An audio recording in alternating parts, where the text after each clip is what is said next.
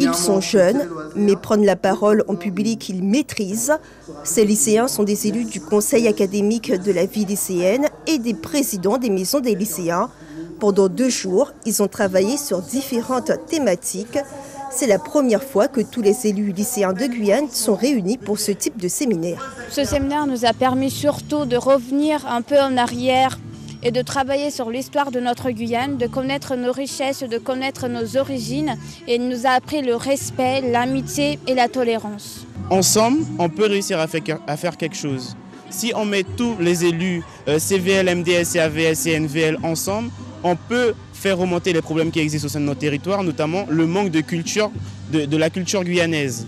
Et je pense que c'est important, à travers nous, notre mission en fait c'est ça. Ce séminaire nous a apporté beaucoup de réponses à ce que nos camarades lycéens nous demandaient. Ils nous disaient qu'entre lycéens guyanais, on ne se connaît même pas. Et que donc, il faudrait que nous-mêmes, on puisse se connaître pour pouvoir connaître d'autres lycées d'ailleurs. Ces lycéens ont travaillé sur la citoyenneté, les fake news, la culture ou encore l'environnement. C'est le président du conseil académique de la vie lycéenne qui a validé ce séminaire.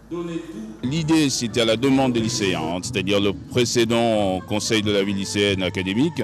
Donc c'est le précédent qui a demandé cela. Et la question qui était posée, elle était simple.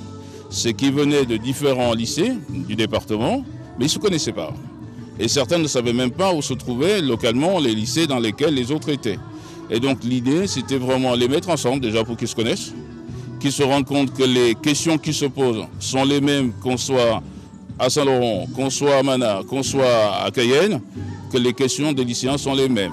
Ce séminaire de cohésion a permis une émulation intellectuelle. Ils ont encore plus de projets en tête.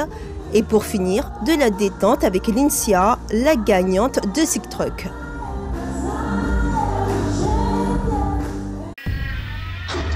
Suivez l'info sur Guyana Première, télé, radio et internet.